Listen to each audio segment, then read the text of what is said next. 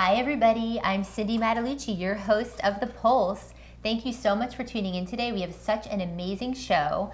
I can't wait to introduce my guests. We're honored to have in studio today veteran movie producer Nick Palmisciano, recently produced Not a War Story, premiering this Friday at the Academy of Motion Picture Arts and Sciences in Beverly Hills, and Tim O'Donnell, Emmy-nominated award-winning documentary filmmaker who directed this film.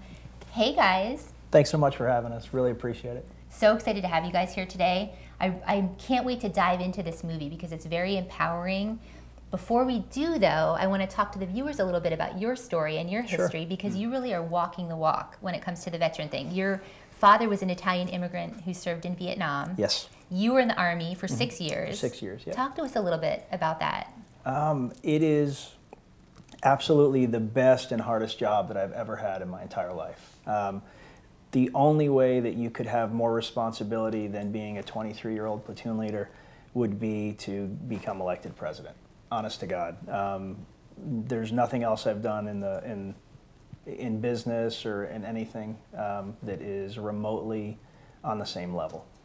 Well, you were a colonel too, right? I was definitely not a colonel. No? I was a captain. You were a captain. I was a captain. Okay. Yeah, big difference, but they both start with C, and I think that's important. Well, and the other thing I love about you is you also created this apparel company, which is pretty phenomenal, and it is disabled veteran run as well. Yep. Talk to us a little bit about that. So, you know, when I left the military, I went to grad school and then got a corporate job, and I kind of found myself in this rut. You know, I was doing well. I had a successful career, but I didn't feel any meaning in it. I missed the community. I missed having a bunch of people around me that had the same values, that were working together, that looked out for each other. And so I started this as a hobby. And so basically, like, I'd get home from my job at 6, 7 at night, and I would work on this website. And the whole reason I started the website in the first place is I was volunteering with the ROTC at Duke University, and they were always complaining about not having cool T-shirts. Everything was skulls and snakes and death from above, and they were like, we just want something we can wear that kind of shows military pride. And so I started this hobby, and at a couple of years in, quit my job and became a real entrepreneur, and almost failed, and luckily didn't, and kind of here we are. Well, and tell the viewers, because I'm sure they're wondering, how do you make that transition from entrepreneur to filmmaker? Because it doesn't seem like an easy task. Yeah, it's interesting because business fundamentals are the same no matter what you're doing, right? So whether you're running a show or you're selling T-shirts or making films, the fundamentals are the same. The big thing that helped us with the movie is that we built an audience. So our apparel brand makes a lot of funny YouTube videos, Facebook videos. We put out content that's educational for the veteran community. We together have chosen a series of veteran stories that empower the community. And so we've been doing that for years, and in the process we've built up an audience of a few million people.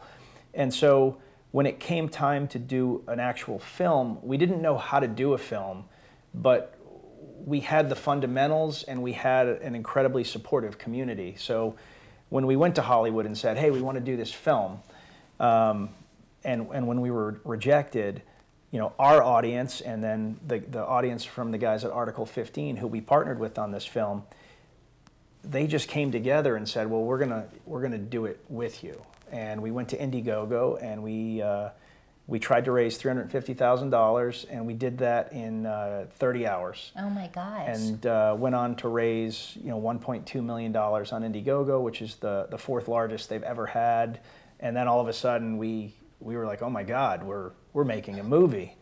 So we were very fortunate that we did that. We got some great actors to come on board, and the movie was a success. In parallel to that, Jared Taylor and I, Jared is one of the other partners on the movie, we sat there and we said, this is either going to be an amazing story of success, or it's going to be a catastrophic failure that's embarrassing to all of us. And in either case, we need to document this.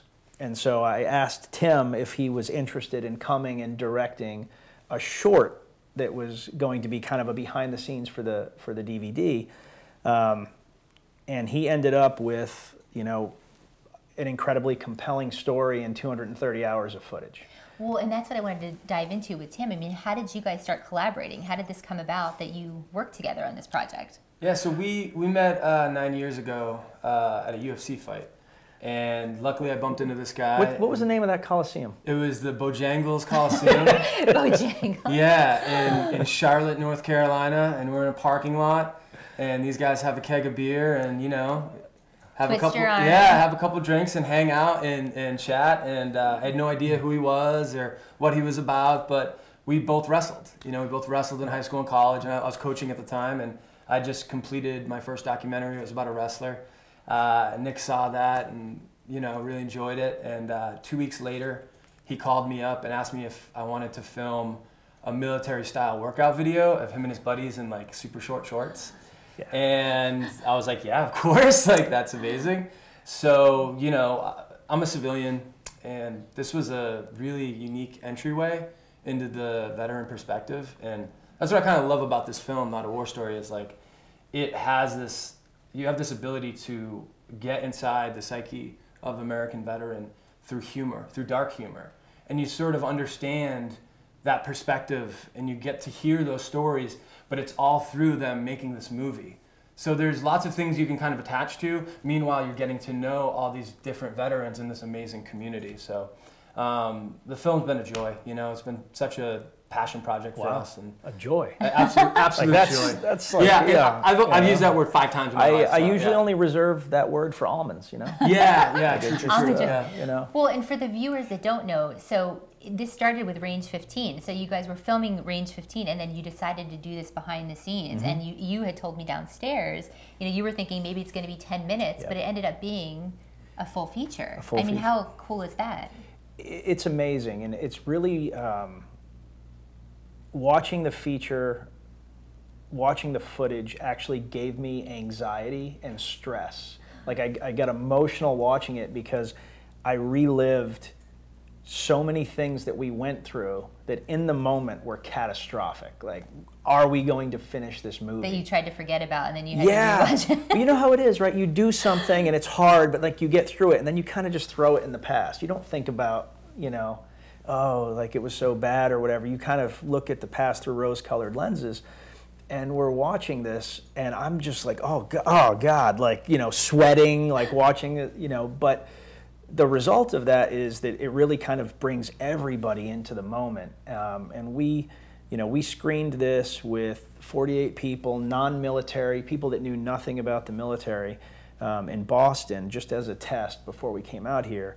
And people got emotional, like really emotional, and you know, passionate about the film, and that was an incredible. I think too, like, you know, part of the storyline is sort of changing the perspective of how we view veterans. And we had a lot of people come up and say, you know, like I had a friend who has a brother who's a veteran, and they, you know, had difficulties just personally, you know, communication-wise, and she was crying, and she's like, you know, I understand him now. You know, I think it was hard on him for X, Y, and Z, but now this film has kind of opened it up, and it's a better, you know, kind of viewpoint to like what's actually going on there, and what that humor means, and why they're doing that. Well, and that's a good point, because I want to talk about Mary Dagg, right? Because she lost her arms, and then she's in there, and she was kind of poking fun at herself, and people were giving you guys a hard time about that type of humor. Yeah. So there's a lot of great stories in here on each individual. So Mary was an EOD tech,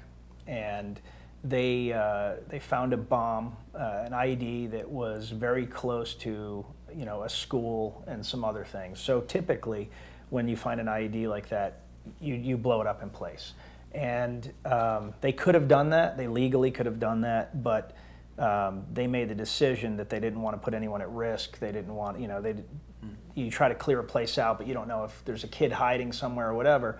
And so Mary was handling the IED when it went off, and she did everything right. Like, she held it, which is what you're supposed to do, and the result was, you know, she lost both of her arms and got knocked unconscious. You're not going to find a more motivated, happy person that loves life than Mary. And she's just an inspiring person to have around. And people kind of throw that around at people that have, that have lost limbs or maybe they've been burnt or something catastrophic's happened to them. People attach that, but she truly is an inspiring person. She's out there trying to make people's lives better, and she's a joy to have around. Yeah, and it was like cool for her to own that experience that she had and use it for humor, because it's in the title, not a war story, right? We're kind of playing fun at this like idea that like, yes, we're going to obviously talk about a little bit of these experiences, but like ultimately this is all about seeing veterans from a different viewpoint. So she gets to be funny now. So she had a comedic role and it was involving her injury in the movie. Now that's going to make some people feel uncomfortable, right? That's kind of shock value, but this documentary, kind of you get it from Mary's perspective, why she was involved. You hear about from all these amputee veterans that are covered in blood playing zombies, and they're talking about how much fun it is that they can finally do something not serious, not about the saddest day of their life. Because their normal continuum when they meet a new person is, okay, so an amputee, a burn victim, people look at them and they feel like pity, right? And then they meet them for a little while, they start to get like repartee, but the whole time that person is always thinking, what happened to you? So then there's a period of hours or whatever when they finally get to that question, then you explain that, then they start getting comfortable, but like it goes on and it's always about the injury, where you would hate it if somebody just met you for the first time and spent hours thinking about one part of your physical features, and they weren't listening to you, they weren't absorbing what you were saying. And being able to do comedy, being able to jump right into it, eliminates all that. You're not thinking about the injury, you're thinking about how this person makes you feel, and it's incredibly freeing. And Marcus Luttrell had the same feeling. That guy relives. For those of you that don't know, he's the lone survivor. That guy, every time he goes out to speak, he's reliving the worst day of his life.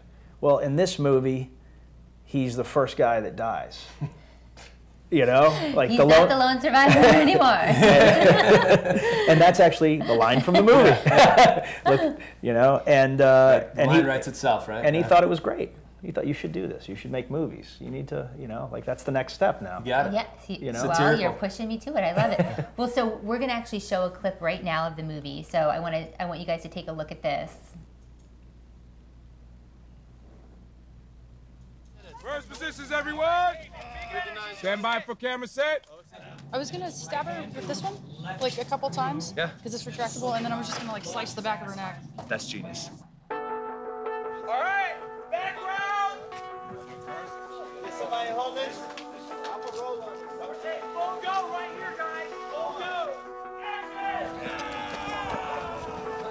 I definitely don't share my humor at family gatherings because no one gets it and I get strange looks. I think it's kind of a little darker sense of humor from being in the military. We just kind of run out of jokes, and so nothing's off limits. Even stuff that I feel like is obviously funny, like I'll drop something and just be like, oh, all thumbs. Everyone around me is just like, I'm like, no, I realize I don't have hands. When I was deployed on a ship for 6 months at a time, my escape from reality was movies. If it was a military movie, it was either us in combat killing or dying, or guys coming back home and having a problem.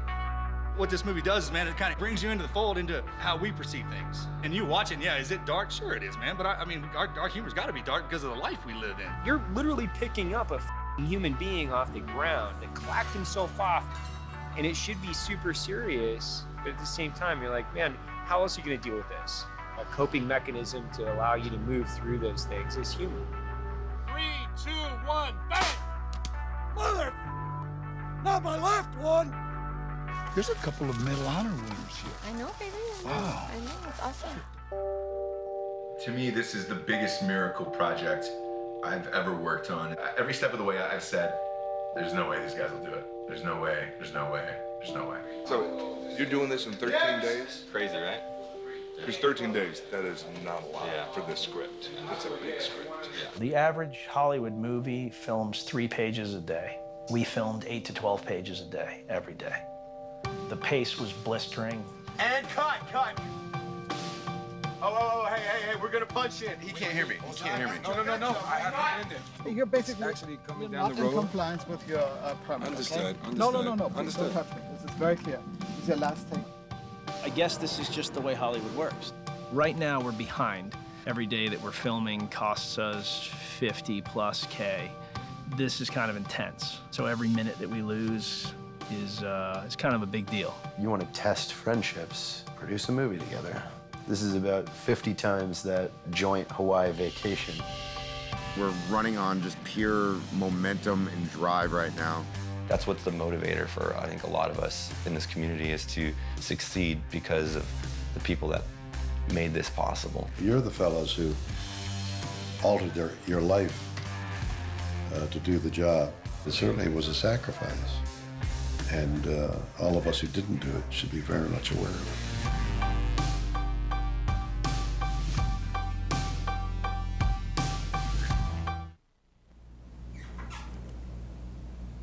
Oh my gosh, this looks so unbelievable. I can't wait to see the whole movie. So I just want to ask you really quick. I mean, it seems like everybody worked really well together as far as a team. No egos or anything like that, even with the extensive military backgrounds. Yeah, it was the one time, I think, in my life where I actually appreciated the moment when I was in it.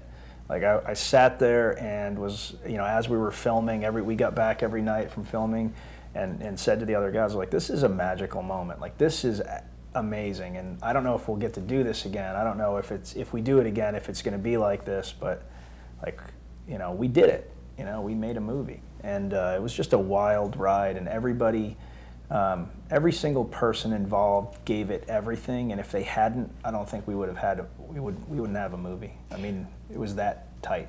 Well, and what do you want people to take away from the film? Because I know that, there was a lot of biases. You guys did, have a little bit of challenges with the movie. Sure. But what would you like people to take away from this? I think more than anything, what I want from Not a War Story is the idea that veterans are actually a cross-section of society, that we have different views, different religions, different races, different political feelings. We're just like you. And we're not broken. We're not, it's not, the stereotype of like the guy with post-traumatic stress that can't handle being around anything, that's, an alcoholic. And it's also not the white knight slow motion saluting at the sun while dramatic music plays in the background. Like, we're regular people that decided to do a job for a period of time, and we're a great community that works well together. And I think it's important for the veteran community to be humanized, because as a percentage of the population, we're so small now. World War II was 11.2% of the population served. Vietnam was 4.3%. This war, which is the longest war in our nation's history, 0.45% of the population has served. Wow. So most people don't even know a veteran, let alone having served.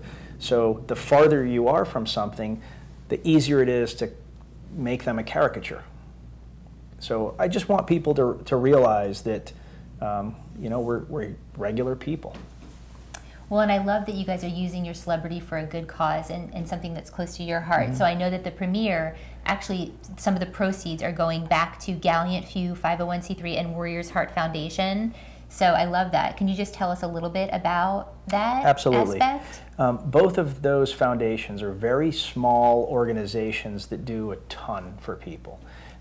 Gallant Few in particular. So we get, as a result of being on social media, we get a lot of people that write to us and just say, like, I'm having a hard time right now. Maybe it's financial. Maybe it's stress associated with leaving the military. Maybe it's something as simple as, marital problems or something. But a lot of times they put that on us. We help where we can, but sometimes we're just not qualified. And so we reach out to Gallant Few, and the folks there help if they can, and if they can't, they connect them with the right organizations that can. So it's a resource. I love that. It's a resource, and both of these situations are resources. And then with A Warrior's Heart, they focus on people that that have some kind of addiction. Maybe it's painkillers or drugs or alcohol or whatever, but they catch it before it's catastrophic. So it's a situation where you have leadership or friends or whatnot that say, all right, this guy, like, he's functioning, Everything he's doing, everything she's doing is high functioning. They're fine, but they're going in a bad place, and this will spiral out of control. And they come in and they get ahead of it, and they put the soldier in an extensive kind of camp away from everything, and kind of realign them and give them resources so that they don't end up in a bad place. So they're both organizations that kind of help people from going down a dark road and making sure that they get their life in order and start succeeding again. I love that. Well, tell everybody, so the premiere is this Friday. Let's talk about everything, because the red carpet's at 6, 7:30 is the screening. You guys can go to notawarstory.com for tickets. You can still purchase tickets. There are some available. Yeah. It's going to be like a really fun night. We've got a mix of the entertainment community, celebrities, and then veterans, active duty, all branches, law enforcement, local law enforcement's going to be there, first responders. But you know who we're not going to have? I know, I'm so sad. I need to change my plans. I'm sorry. I just need a minute. I know. I need a minute. You know, just collect yourself. Like Stacy said she was coming, and then now she's not coming. That's cool. That's all right. Well, I'm going to be there in spirit because I love what you guys are doing. Well, and how can people find out about the movie too in the future, as far as where it's going to be in the theaters or who's going to pick it up? I mean, where does everybody go for that? Yeah, so you can go to notawarstory.com. That'll have all the information for distribution. We're really excited. We're talking to some really great folks right now, and going to have a plan soon. And then Facebook, we've got Range 15, the Range 15 Facebook page, the Ranger Up Facebook page, and the Article 15 Facebook page. Regularly update everybody about what's going on with the movie. And follow these guys on social media at Range 15, at Ranger Up, at Pixella Pictura. So we'll have links on our website to everything that these guys are doing, where to get the tickets and everything. We are just so excited to see what you guys have in store. I mean, congratulations on everything. I love what you're doing. I can't wait to support you in any way that we can. And again, you guys check these guys out. Get your tickets. There's some available. And again, that's going to be at the Academy of Motion Picture Arts and Sciences in Beverly Hills, and that's on Friday night. So thank you guys so much for being here today. Thank you for having us. Really appreciate it. So much fun. All right, guys, we'll see you next time. Remember, if you've got a story and you want to be on our show, contact us at the Pulse SD or thepulsesd.com, and we'll see you next time when we put our finger on the pulse of San Diego. Bye. That was great. That was great.